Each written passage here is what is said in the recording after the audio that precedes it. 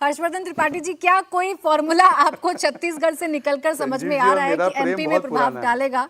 कुछ आपको ऐसा नजर आ रहा है? क्योंकि आदिवासी तो वहां मुख्यमंत्री बना दिया, तो क्या ओबीसी मुख्यमंत्री मध्य प्रदेश में दिया जाएगा?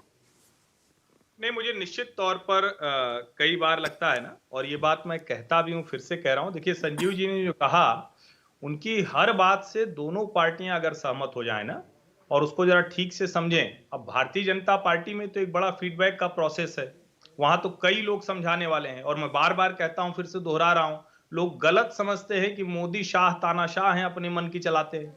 अपने मन की चलाना भारत के लोकतंत्र में किसी नेता के लिए संभव नहीं हो सकता। एक नेता ने कोशिश की थी आपातकाल लगाकर, क्या हुआ हश्र, वो सबने देख लिया। तो ये संभव नहीं है, नरेंद्र मोदी हो या कोई नेता हो। लेकिन नरेंद्र मोदी, अमित शाह जब कोई निर्णय ले लेते हैं तो उसको अच्छे से लागू करा लेते हैं। आज जो संजीव जी ने अभी कहा, उस बात को सोचिए। वो कह रहे हैं कि अगर यही स्थिति कांग्रेस में होती तो शायद सरकार किसकी बनेगी, मुख्यमंत्री कौन बनेगा, अभी तक रिसोर्ट पॉलिटिक्स होने लगती, क्या क्या होता उसका अनुमान नहीं। लेकिन यहां क्या है, यहां अब तक नहीं हो पाया, बावजूद इसके कि ये खबरें चली, बीच में आया, किसी ने बाड़ेबंदी कर ली, फिर पता चला भैया वसुंधरा जी ने आके नड्डा जी को सफाई दी, नड्डा जी ने अमित शाह को बताया, अमित शाह ने कहा ये तो पहले से मेरे पास रिपोर्ट है कि ये वाला काम वसुंधरा ने नहीं किया है। लेकिन वसुंधरा जी को मुख्यमंत्री नहीं बनाना है, ये लगभग पार्टी में तय है।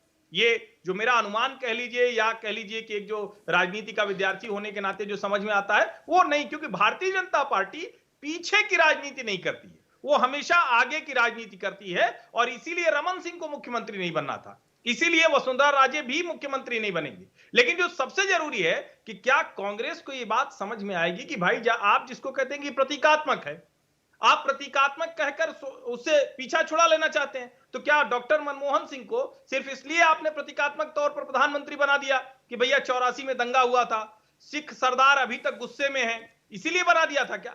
तो ऐसी बातें कहने से पहले सोचना चाहिए। मुझे लगता है आज के समय में जनता बहुत जागरूक है, सब कुछ रियल टाइम रिपोर्टिंग होती है। न नेता को, न पत्रकार को, किसी को भ्रम नहीं होना चाहिए। जनता से समझदार कोई नहीं।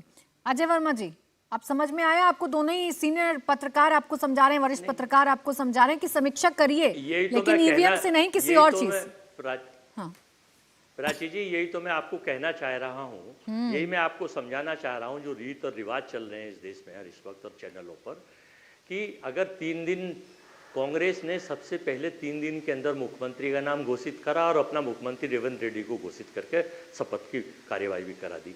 आपके यहाँ 10 दिन हो गए हैं, और अगर यही काम कांग्रेस के होता तो रिसोर्ट्स की, जैसे अभी एक साहब अभी चर्चा कर रहे थे, हैं तो वो पत्रकार, लेकिन पूर्ण रूप से वो कहाँ हैं पूरा देश जानता है, चर्चा कर रहे थे कि साहब उनका केवल एक टारगेट ये है कि कांग्रेस को या उसके नेताओं को जितना पानी भर के पी के कोसा जाए उसे कोसिए। मुद्दों की बात नहीं करेंगे, वो ये नहीं बताएंगे कि 2014 में जो देश में बैंकों का एनपीए था 2,55,000 करोड़ था, आज 12,50,000 करोड़ से ज़्यादा हो गया है। जनता के मुद्दों की बात नहीं करेंगे, बस भाजपाई गुणगान में लगे रहते हैं। चलिए, लगना अच्छी बात है, इनका अपना निर्णय है। भाजपा मध्य प्रदेश में, छत्तीसगढ़ में किसको बना रही है, उसको बना रही है। 2024 की हमारा कांग्रेस का बब्बर से गुणगान नहीं हो रहा अजय वर्मा जी, आप बुरा बहुत जल्दी मान जा रहे हैं, आप हर एक बात का बुरा मान जा रहे हैं। आपको समझाया जा रहा है तो भी आप बुरा मान जा रहे हैं। बुरा मानने की कोई बात नहीं है, सिर्फ इतना आपको समझाया जा रहा था। अब राजस्थान में क्या हुआ, सर रुकिए, राजस्थान में 5 साल क्या हुआ वो सबके सामने था ना, तो पूछेंगे ना आपसे सवाल। मध्य प्रदेश में कैसे आपको सरकार दी, कैसे ज्योतिरादित्य सिंधिया लग गए, सबके सामने था ना। आदिवासियों को हर्षवर्धन जी, लेकिन नहीं, अगर जनता की समझ में आता है तो हम धन्यवाद जनता का किया कि हमें चलो 70 वोट दिए जनता ने। चलिए, आ गए आप जनता पर, ईवीएम के बाद अब जनता पर भी आ गए। बोलिए हर्षवर्धन जी। सिर्फ एक लाइन, पहली बात ये कि जब लोगों को हम धन्यवाद दे रहे हैं, तो पत्रकार को लोकसभा के चुनाव में जनता। अरे रुक जाइए अजय वर्मा जी, मुझे खत्म करना है, फिर रुक जाइए। तर्क नहीं है, लेकिन एक लाइन का जवाब अजय वर्मा जी से पूछिए। पिछली बार राजस्थान में कितने दिन में मुख्यमंत्री चुन पाए थे? बता के चाहेंगे, अभी दिन गिन के बता के जाएंगे, कितने दिन में चुन पाए थे? बता दीजिए अजय वर्मा जी। वर्तमान जी प्राची, वर्तमान 2023 में विधानसभा की 3 स्टेटों के 4 सीटों के चुनाव पर चर्चा हो रही है। फिर ये चले जाएंगे 1947 पर, फिर आजादी पर, फिर नहीं, कोई कहीं पर नहीं जा रहा है। ठीक है, ठीक है अजय वर्मा जी, आपका दुख, आपका दर्द है ईवीएम को लेकर, मैं समझ रही हूँ। और अगले चुनावों में जोरों शोरों से उठाइएगा इस मुद्दे को, हारने के बाद मत उठाइएगा, लगेगा कि आप सीरियस हैं।